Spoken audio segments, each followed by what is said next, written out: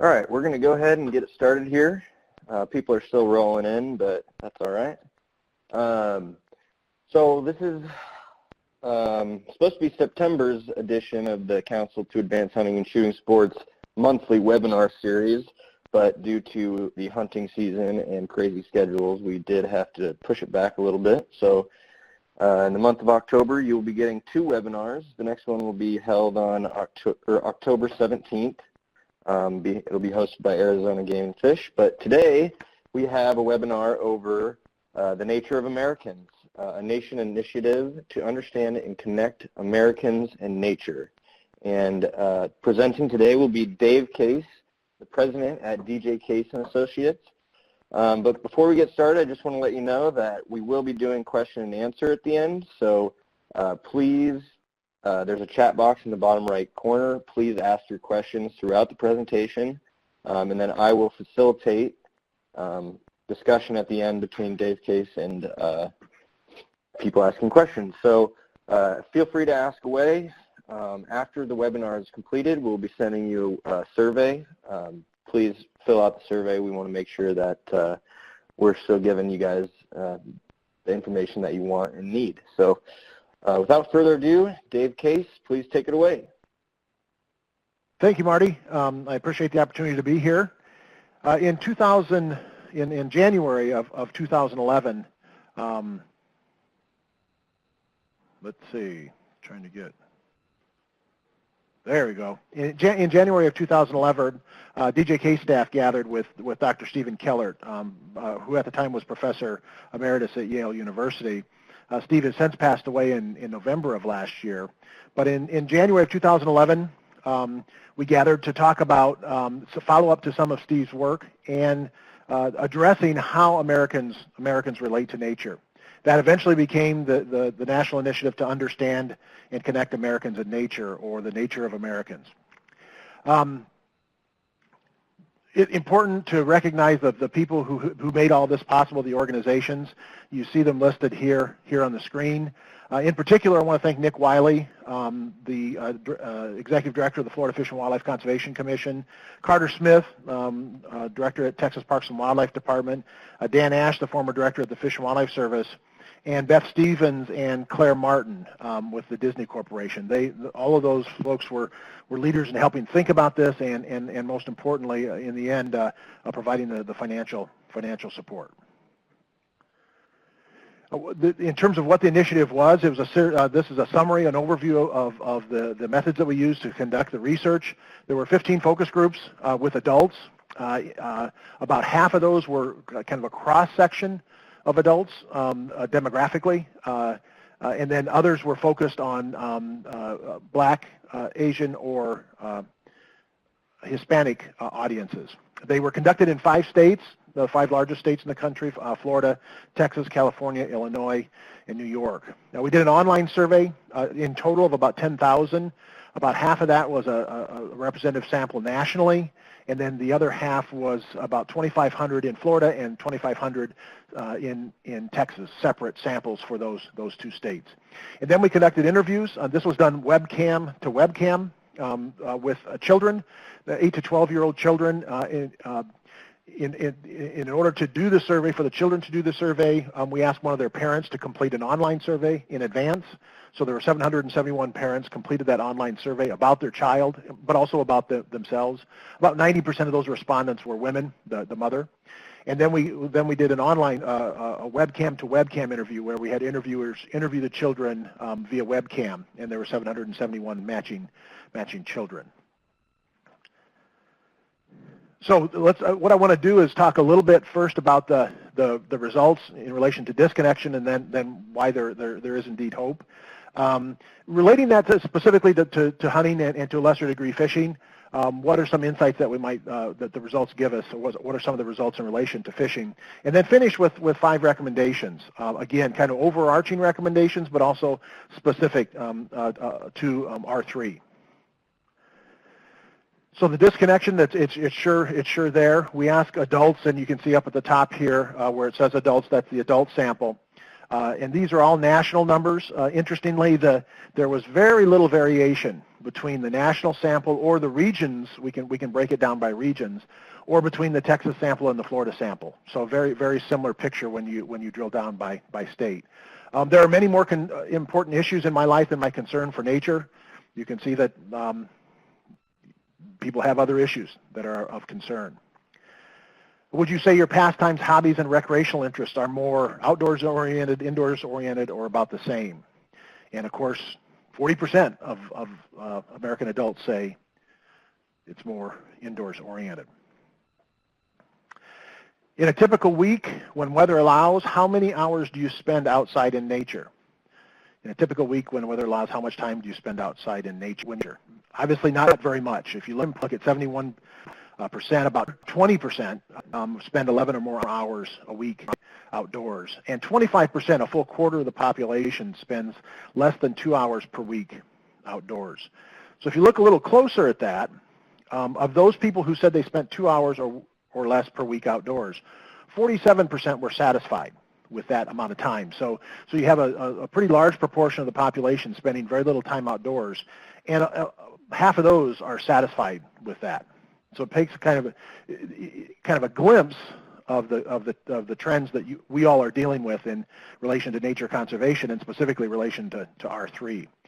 We ask parents, in a typical week, how much time does your child spend on the following activities? And these were a long list of activities, and we grouped them here. But you can see, obviously, computer and TV towers over the outdoors, and computer and TV increase with age, and the outdoors decreases with age. So there's definitely reason to be concerned, and obviously the reflection, as I mentioned, of the trends that we're dealing with. But there is reason for hope, actually quite a bit of hope, and we'll talk next about the kind of the interest that Americans have in nature. So we asked the question, how important is getting into nature for your physical health? And 35% said extremely important, and 37% said very important. If we ask that same question in relation to emotional outlook, how important is getting into nature for your emotional outlook? 39% said it was extremely important. We asked a whole series of questions. We're exploring this idea of the depth and breadth of connection to nature and what it means to people. And so we asked a number of questions that normally you wouldn't see in these kinds of surveys. And you can see some of them on the left-hand side, just a sample of them. An understanding of how nature works is as important to a child's education as reading, writing, and math. 87% of the respondents somewhat or strongly agree with that statement. Being in nature gives me a sense of peace. Seeing something special, especially attractive in nature, arouses my curiosity. And finally, my love of nature is one of my strongest feelings. So very strong orientation to the value of nature and how important it is. We asked children. This to me was very heartening. Do you have more fun playing indoors, outdoors, or both? And only 10% said they had more fun playing indoors. 42% said they had more fun playing outdoors. So as many of us might speculate, the problem perhaps isn't children's interest in the outdoors. If you think back to that other graph, it may be that the parents are the indoors-oriented ones, not necessarily children. So we asked children, again, some of these deeper statements about their interest. Do you agree or disagree with the following statements? And this is an interesting graphic here. So learning about nature is something I really enjoy doing. 92% agree with that. I'd rather explore woods and trees than play on neat-looking grass. Thankfully, 70% said they agreed with that. I think most insects are boring. 79% disagreed. So we did have questions where the right, quote unquote, the answer we'd like to see was they had to disagree, and you can see they disagreed pretty strongly. And the last one, I don't enjoy outdoor activities like climbing trees and camping. So it's getting now a little bit more specifically into interests in relation to hunting and fishing and other outdoor activities. So we ask a general question of adults again. How do your interest in nature compare with your other interests? And 26%, about a quarter, said it's their most enjoyable interest, and another half said it's among their more enjoyable. So how would you rate your interest in each of the following activities? So what you see on the right-hand side is a lot compared to some of the other activities. The highest ranked, just that's not on the graph here, was taking a walk outdoors. 59% had a lot of interest in taking a walk outdoors. And this was part of a longer list. These are just some examples that you see here. But hunting, 12% said a lot, fishing, 29%, and feeding, watching birds, 37%. If we look at that same question or dig into the interest by hunting, by race and ethnicity, you can see there's some differences there. On the left-hand side, you see a lot of interest, and you can see it broken down by white, Hispanic, Asian, or black, and Asian. So there's some differences there, but not huge differences. And none at all, you can see those differences as well. So if we look at this kind of compiled a little bit, it'll take a second to look at this, but across the top is a lot of interest in hunting or fishing or bird watching and wildlife viewing and bird feeding. Those were all clumped together under the 37%. You can see that if you break it down by white, Hispanic, black, Asian, which you just looked at, you see the differences there. And then interestingly, if you look at the urban, suburban, and rural, and we saw this pretty consistently. Now, people, they self-identified themselves as urban, suburban, or rural. We do have the zip code information. We're going to do some analysis of that to see if we can, to explore that some more. But we asked people the question, do you live in an urban, suburban, or rural? We also ask if they grew up in an urban, suburban, or rural. So we have both sets of questions. Consistently, you see the bad rap that suburbia gets seems to be justified. Consistently, you see the urban and rural being higher or lower depending on the kind of question you're asking, and the suburban kind of standing out, as you see here. And in terms of hunting, 17% of men expressed a lot of interest, and 8% of women. And I would just mention that we weren't asking them, did they participate in the last year, or do they consider themselves a hunter, or do they participate? It was really just asking about how much interest they have in these list of activities. And just looking at kind of an interesting graphic here, this is interest in hunting by age. And so you can see at that 30 to 40 years old, it gets up close to 20% and then drops off. So again, probably some reason for hope that amongst the people who answered this survey, a cross-section of the American public, there are some folks on that younger end of the spectrum that express interest in hunting. If you look at it by income, it's compared to some graphics, a couple you'll see later, it's pretty flat, but the bottom one is a lot. The black solid line is a lot of interest. And as income goes up, interest in hunting increases gradually. So children, we ask them, how much do you like? Instead of using the word interest, we ask them, how much do you like each of the following activities? And again, this was a much longer list that we ask. The number one that's not listed here, the number one was swimming. 83% of children said they had a lot of interest in swimming, and 0% said they don't know. We had this don't know category with the assumption that some of these activities children may not have heard of them or let alone had done them in the past, or so they may not have been able to express an interest. So pretty interesting that if you look at, again, I just mentioned swimming, 0% said don't know. But for hunting, 11% said they had a lot of interest, 11% a little, and 42% said don't know. And if you look down at the bottom, exploring the outdoors, you see that there's a lot of interest. 69% said that word exploring comes up again and again, especially with children, but even with adults. The idea of exploring nature is something that attracts people. But only 1% said they don't know. So probably, again, an indication of the kind of the level of just, I don't know about that activity. And of course, kids tend to be pretty honest, so you're probably seeing an interesting reflection there of their thoughts.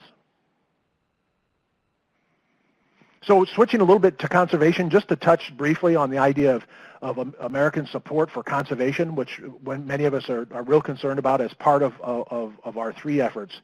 We ask our programs, and again, these are adults, our programs for Americans to enjoy nature and wildlife underfunded, adequately funded, overfunded, or or no opinion. And pretty strong there, Americans felt they were underfunded. Again, adults, is spending on improving and protecting the environment too little, about right, and too much, or too much? And then finally, don't know. And this is a question that comes off the General Social Survey, and this was asked so that we could compare responses of our population to other social surveys. And so that's why this is here, but it gives you a good idea. Again, this has been consistent for many years of the American public, pretty well matches up with what our respondents said. And finally, do we need to increase the number of programs available for Americans to enjoy nature, the outdoors, and wildlife? And at the bottom are the strongly agrees, and above that are the somewhat agrees. So do we need to increase the number of programs available for Americans to enjoy nature, the outdoors, and wildlife? And I would sure think that R3 falls into that category for most, for many, if not most, of the respondents. And clearly that's something that they feel is we need to do. So if you look across, if you go back and analyze who supported these nature-related programming funding, who said that the funding was too low or that it was important to fund things, and you found the highest levels of support from Hispanics, younger adults, high-income adults, and urban residents.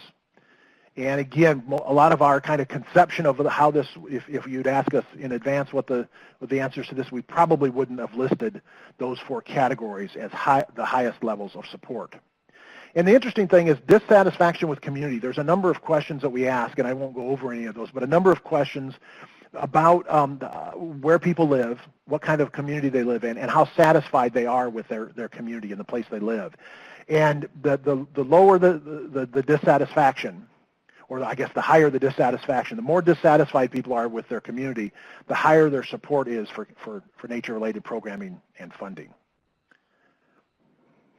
So recommendations, kind of summarize, there are lots and lots of data available. I'm just obviously skimming across the tops of the waves here, and I'll end with a website where you can get more information. But kind of boiling it down to 5 recommendations that we've kind of framed things around. There are 8 major findings in Chapter 5 of the National Report, and then 22 specific recommendations, and I've grouped them here under 5 headings. The first is to redefine connecting with nature. And for a lot of us, when we talk about connecting with nature, this is what we think of. Solitude in a remote location or some iconic place like the Grand Canyon.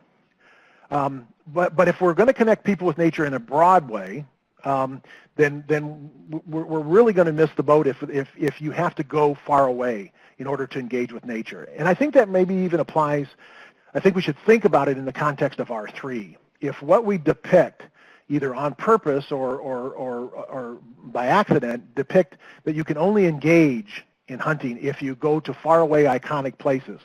So in other words, if you don't have much time, which we've established as the biggest barrier that people list, or you don't have much money, so for your lower income, then immediately our depiction is putting these activities out of reach. Again, whether we're talking about nature in general or specifically hunting. So I think it's an important consideration for us. And so when we talk with children, when they think of nature, they think of it as right out the back door. Even if their parents tend to think of it more as far away, adults tend to think of nature as some other place that you have to go to. And we've probably done a disservice by furthering that way of thinking. Second is to be social. When we ask the question, I don't like being in nature by myself, 51% of the respondents agreed or were neutral with that statement. I don't like being in nature by myself. Yet, as we just saw from those pictures, for a lot of us, the quintessential nature experience is to be out there by ourselves or with a very small, as far away from people as we can get. And again, I think that applying this to our 3 kinds of thought processes, as younger generations, as more urban generations expand, relatively speaking, then their willingness to be out alone is going to decline. And also, I think we probably in the past have overlooked or not emphasized the social nature of hunting as well. So I think this really applies to hunting and how we depict it and how we recruit people. It's an understanding that engaging with nature is inherently a social kind of activity, and hunting itself, maybe less so, but sure is a social activity as well. A third, to consider similarities and differences. There were lots and lots of similarities, as I mentioned, overall across the Florida, Texas, and the national sample. When you talked about the values, how important wildlife or nature, contact with nature was to you, do you enjoy nature? Do you experience with others affection and attraction toward it? Some of the questions that I went through, there was very few differences across various demographics, but there were some and actually some pretty important ways when you think about actions. There was a big variation in concerns for safety, about safety in the outdoors, who is present, the social aspect, and there was some interesting variation based on the type of activity that we were asking people about. So a couple examples. Here's another question that we ask. The intelligence of future generations will suffer if our society becomes more isolated from nature. The intelligence of future generations will suffer if our society becomes more isolated from nature. Again, kind of a heartening response. You see that it's 75 to 86%, somewhat or strongly agree with that statement. If we look at that by urban, suburban, and rural, boy, just virtually no difference based on the same question, and virtually no disagreement of the importance of nature in being isolated, of not being isolated from nature. So going back to that list of activities, I mentioned, we went over hunting and fishing and birding and exploring the outdoors. How would you rate your interest in the option be taking a walk outdoors? So again, in this case, it's broken down by race and ethnicity, and you can see that in terms of none at all, less than 10% across those race and ethnicity have no interest at all at taking a walk outdoors. But if we change that to hiking, in other words, instead of how would you rate your interest in taking a walk outdoors to how would you rate your interest in hiking, you see a pretty dramatic shift just based on the difference between, perceived difference, obviously, among our respondents between hiking. If I go back one slide, you can see the none at all category of taking a walk outdoors. Virtually everyone has a lot or some interest. And when you break it down, when you call it hiking, there's big differences among race and ethnicity, and you see that everybody, that's 19% or above. So understanding some of those nuances is important in designing programs, including our three kinds of programs. Again, if you look at this hiking, we looked at an average, but now if you look at it by age, so the blue line is a lot of interest in hiking, and not surprising, you have a lot of interest as young, and it drops off pretty fast as people age. So recommendation number four is promote multidimensional experiences. And really that is just a reflection of some of the things I've said, which is how important nature is beyond the recreational activity. Those recreational activities have meaning beyond just having fun, I think. Particularly hunting is to me is not just a recreational activity. It's a much more important thing for the people who partake in that. But you see that across the board, there's this strong connection to nature, and that if we're going to think about how we talk about nature in general, or specifically relating to R3, we should do it in a way that taps in to this interest. And finally, claim a seat at the table. And what we mean by that is the idea that it relates to the final statement I just made. If what we do is important to people, the conservation of nature and providing for the recreation or for the engagement with that nature, as we just kind of stepped through, is really important to the public, and they support that. And therefore, if you ask the question about relevancy, in my mind, when I look at these data, the question, the answer to that question, are we relevant, is clearly yes, we are relevant. And in fact, it's more than just managing a recreational activity. It's more than just conserving habitats, as important as that is. It's about providing things that really impact the quality of life for Americans. And as a result, when people sit down to talk about transportation or healthcare or education, they're really talking about things that affect quality of life. And we all should have a seat at the people involved in conservation of natural resources and managing those activities should have a seat at that table. So that you can get a whole bunch more information, and there's still information that's being developed, kind of as we speak. But you can find all of that on the natureofamericans.org. So I know I zipped through that fairly quickly, but would be happy to take questions or comments that people have. Marty, I think you might have a few of them there, or people can type into the chat, right? Yep. Yeah, please, if you have questions, ask them in the chat box in the bottom right. I'll just go ahead and kind of start us off with a question. So you have all of these people's interests, and you've categorized, or you've taken down all their interests. I'd be curious, how does that translate into real life? Do you ask any questions on, like, how many people actually did go through for a walk in the woods this year, or within the past 5 years or something like that? I'd be interested. No. It's okay. Go ahead. Yeah, it's a really good question. I mean, what we're measuring here are people's how they answered the questions, right? Like any phone survey or mail survey or any of those kinds of things, it's not a measure of actual behavior. And we know when we ask the hunting question, for example, we know if you ask if you've hunted in the last year, people way overestimate the actual. When we compare it to license data from point of sale data, we know that they didn't hunt. And we can, not nearly as many hunted in the last year as who said they hunted in the last year. And so what they're probably doing is responding to the question. It's not because they're lying, so to speak, as much as they consider themselves a hunter and want to be counted as a hunter. So I say that I participated. So this is not a participation survey. What we wanted to do is get a sense of their interest in these various activities compared to each other. And obviously a precursor to potential participation or conducting these activities. But we had so many other questions we wanted to ask about their engagement with nature that there are plenty of studies that are looking at kind of participation and relative participation. We were here trying to compare. So it's an indication of interest is what it is based on how people express themselves, but for sure isn't a statement of participation. Mm-hmm. Okay. Gotcha. But it would be interesting to see, I know there's probably not a good way to collect that information, but of those people that are say they're interested, would, given the opportunity, if they would actually jump on that opportunity, would be interesting. Yeah.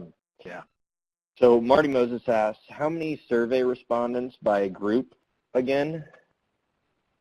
Do you have a slide on survey respondents? Yeah, it was way back toward the front. So there were about 5,550 national respondents that responded to the national survey, and then by race, we oversampled with race and ethnicity. So Asian, Black, and Hispanic are oversampled in that list. There you go. But otherwise, it's pretty proportional. The respondents are pretty proportional. That was the research design, pretty proportional to the population. If you go to Chapter 1 of the national report, it's broken down in a lot of detail in terms of how does these 10,000 people, or the 5,000 if you're talking about the national sample, how does it compare to the U.S. population as estimated in other methods? Great, thanks.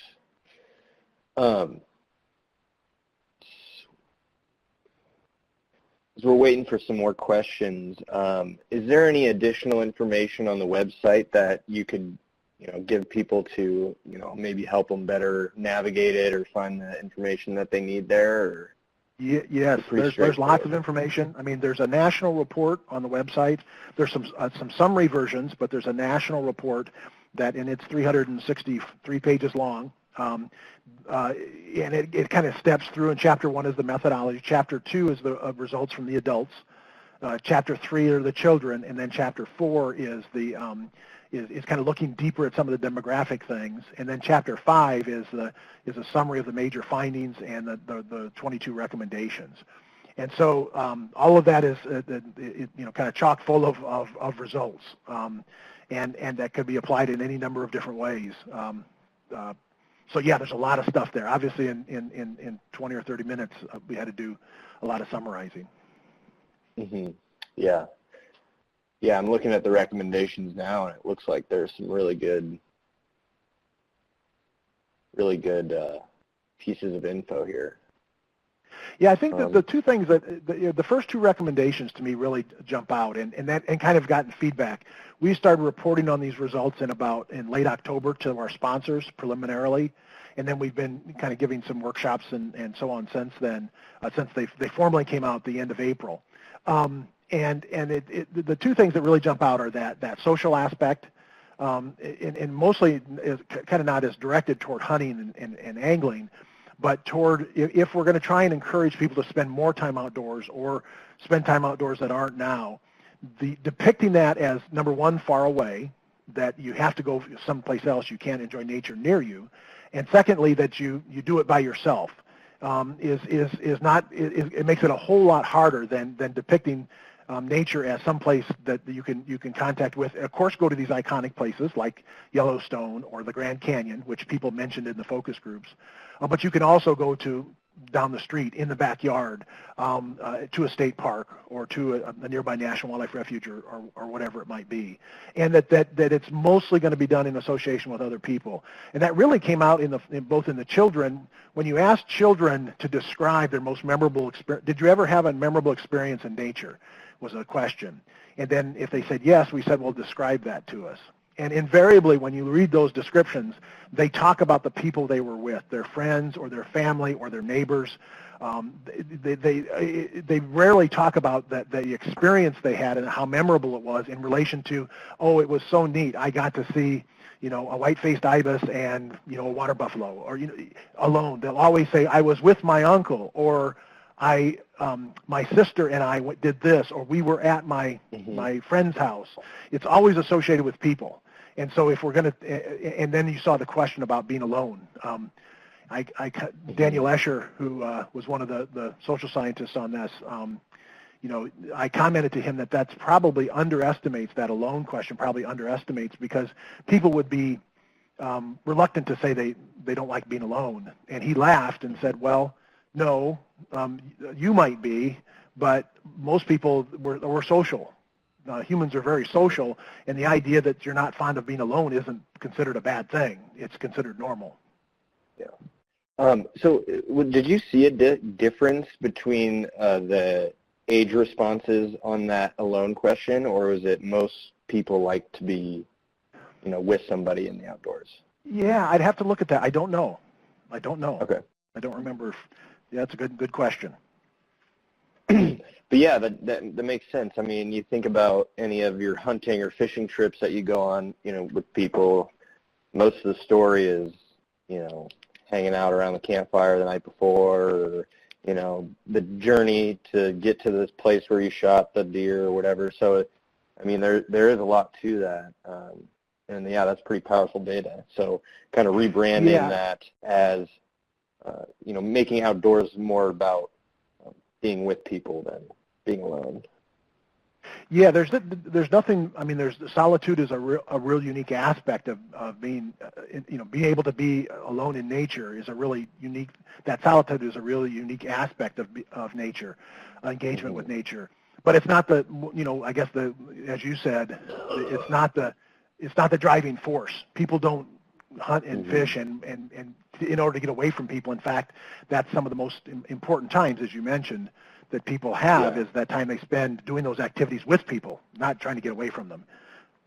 Yeah, I agree. Yeah, it's almost the hunting almost gives people the reason to go out, but they don't really go out for that. I mean, it gives them a goal to accomplish while they're out there, but it's being out there is what I feel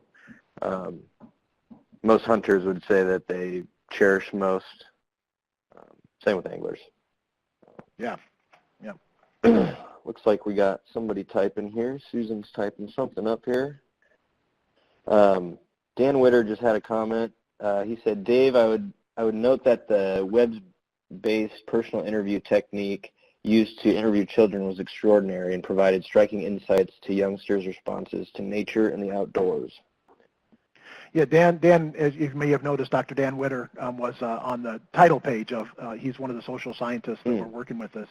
And Dan's formerly with Missouri Department of Conservation for 27 years. And yeah, I mean, Dan, I can't speak for him very well, but I'll try. I mean, he was involved in the early testing, was involved in everything, but in particular, the early testing of the children's instrument. You know, we developed the instrument and wanted to try it with some people, so we set up the interviews and conducted some interviews. And yeah, I didn't mention the qualitative information, but I mentioned that one question, for example, is, have you ever had an experience in nature you'll never forget? And then when, you know, I think 70% said yes, 80%, something like that. And then the answers are all part of the data set, and that's those answers that just were phenomenal because kids got to talk. They were actually not talking to a person.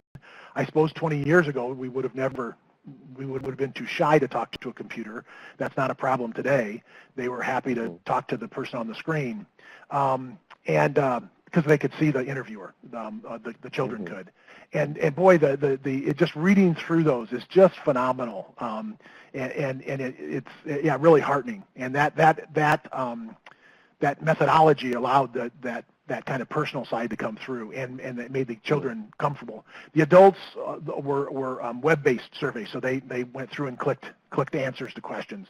But there still was quite a bit of open-ended stuff, and again, especially the parents wrote at length about, for example, we asked questions about, has being in nature ever helped your child overcome an illness? And they would write, you know, extensively about those kinds of things. Wow, that's interesting. We got a question here. So is the end game just getting out and the activity is secondary, or do people more need an activity that they would want to get out and do? Wow, does that make sense? Yeah, it's a good. I mean, yeah, it does. I mean, it's. I mean, that's a kind of the social science question about and recreation research question about what leads to people becoming participants and committed. What's clear from this, and it was kind of the hypothesis, and from Steve Kellert's work for many years, is that there's value, in fact, almost an imperative, that contact with nature as you develop as a child or ongoing contact as an adult is fundamental to health and well-being. And you saw that the American public already kind of buys into that. I mean, 39% said that was extremely important to their emotional outlook. And so to the degree that we can do things, we being the big we, can do things that help people connect more or better or tilt them toward going out, whether that is enjoying nature as part of other activities, or whether it's at the other extreme where you take up an activity like hunting, which is a very intimate activity with nature and very time-consuming and very takes a lot of expertise and all that, compared to taking a walk outdoors. Requires nothing. Everybody says they're interested in it, and so yeah, I think from a big picture standpoint, it's across that whole spectrum. And of course, that's what we're exploring with things like locavores and others, where people are coming to nature, coming to hunting through other avenues than just a recreational activity. This is something I do as a recreation, but instead this is something I do to gather food. This is something I do to connect with people socially. This is something I do for other reasons. And then they become a hunter and accrue the benefits to themselves and to conservation. Yeah, it's almost like chicken and the egg kind of thing, which came first. You know, some people find, you know, avenues to outdoor related activities through just loving being outside and loving doing activities outside, whereas, you know, me, I learned to love nature through, you know, hunting and fishing and, you know, having those activities to do and being out in nature, and that's what made me really appreciate nature and stuff. So I can see how there's, you know, a couple different ways of looking at that. But I've got another question here, a pretty good one. Suzanne asks, do you have other examples regarding terminology differences? So you mentioned like the walking versus hiking thing. People were very turned off by hiking, but more turned on by the walking. Yeah, there's some none of that were that dramatic, and yeah, that was why we listed that one. I'm looking here real quick at the table. We listed I think 22 different activities, and you saw a good bit of them. But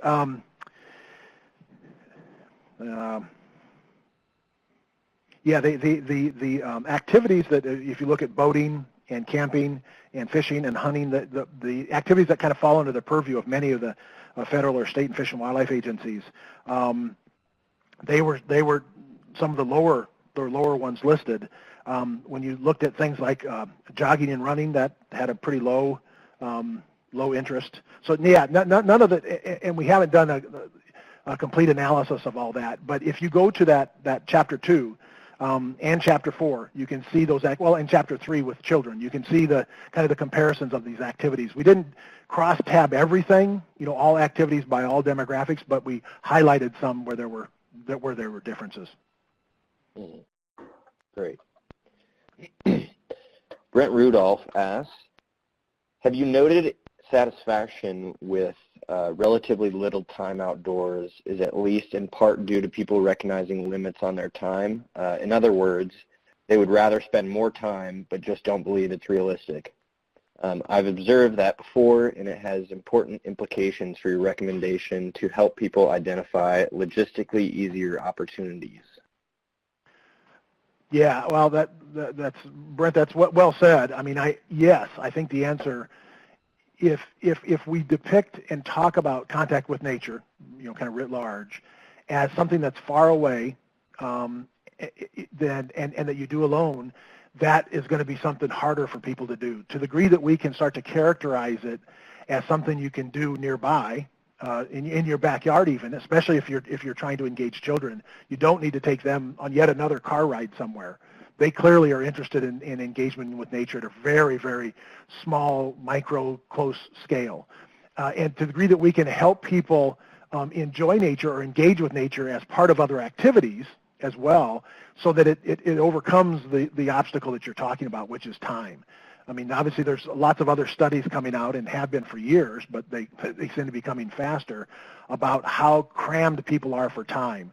So kind of in my mind, our only hope is to start to reframe engaging with nature in a way that makes it easier for people to do that, with the idea that will be just good for them. I mean, it's good for them, and therefore it's good for their families, it's good for our community and their communities, and eventually good for the country, that increased contact. There's kind of no downside risk to that. There's no negative that if people start to engage more, until they get to the far end of the extreme. Chris has a follow-up question here. What opportunities do you think can help engage people in nature beyond just getting them outside? Maybe intersecting with technology like Pokemon Go does, nature apps, podcasts. In other words, your figure that breaks down the number of hours spent outdoors shows it looks bleak, but do people consider themselves engaged in other ways than just being physically outdoors? Oh, sure. Yeah, that's one of the ways that Steve Kellert talked a lot about, and a lot of his work had to do with the built environment and how to use nature in the built environment and the intersection of the built environment with nature in a way that was more healthy. I mean, we talk about gold standard LEED buildings that have minimal impact on the environment, and that's the goal. But often those same buildings, until recently, a lot of it due, I think, to Steve's bringing awareness to the issue, weren't necessarily that good for humans. They were good for impact on the environment, but didn't have natural light and fresh air and vistas and all the things that we know from contact with nature is beneficial. So it can sure be representational. People get that, they put paintings of nature in their living room because it makes them feel good. And so there's lots of different ways that you can relate to nature, and contact with nature can be beneficial. And I mean, whether we like it or not, there's no choice but to have that intersection with social media and video games and all the other ways that people are spending their time. We can try and convince them, which we should, to spend more time engaging with nature, outdoors preferably, or we can spend instead of being online, or we can try and mix those things. And I think it's, as with a lot of things, it's all of the above strategy. We need to get people in contact with nature outdoors, for sure, and as disconnected as we can get them. But we don't see that as, I don't see that as the only strategy. It's got to be a continuum from, first meeting them where they happen to be, which is more and more is, online. Yeah.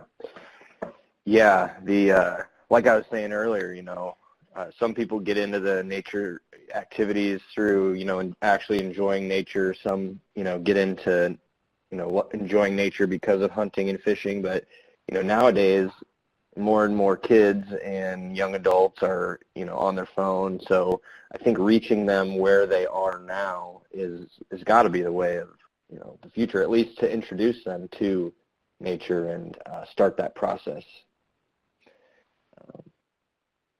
So it looks like the questions have slowed down. We'll just maybe wait if there's any last-minute questions that people want to type up. Dave, do you have anything else before we wrap it up here? No, that covers it. I would encourage people that, like I say, the report is long, but it really just steps through the results in the first 3 chapters, and then the chapter 5, which is the major findings and recommendations, is 10 pages long. And there are also a kind of a companion reports, same length, virtually the same, because so many of the results were the same, of Texas and Florida that you can find on the website as well. Great. So we have one last question here. Are the traditional models for hunting and fishing participation doomed? Well, geez, I hate to end on that question, but I don't know. The thing that most recently, there's an article in the Atlantic magazine, and it was reporting on the research that had been done in relation to teenagers' behavior and about the impact of basically of iPhones in particular, with the advent of the iPhone and the other knockoffs, the impact it's had on children's activities, teenagers' activities, and how different it is from just a generation before. So yeah, in some ways the world has changed. It's not that those what you referred to as traditional models. It's not that those were bad. It's just that the world is changing, and changing so darn dramatically that I think we have to think about how to engage in lots of different ways and keep being explicit about what our models are. What's our model of human behavior or hunting participation? Just as the R3 stuff is doing, is stating this is the model of how things happen, and then testing and evaluating that. We can't. Again, as those of you who've been involved in the R3 stuff, you can't continue to do activities and then just sit around a table and say, well, did that work or didn't it work, kind of thing. There's got to be a kind of a rigorous evaluation of those models and the implementation of those programs based on those models. And we have to do it in short cycles because of the pace of that things are changing, so that we're not evaluating something from 10 years ago that is no longer the way the world works today. And we don't want to be evaluating things that are no longer the case. Well said. All righty. Well, thank you everybody for joining our webinar this month. Like I said, we're going to have another one in a couple weeks. It's going to be on Tuesday, October 17th, and that is going to be over building momentum with partners on statewide R3 efforts. So should be a great presentation from Doug Burt with Arizona Game and Fish. Dave Case, thank you very much for presenting today.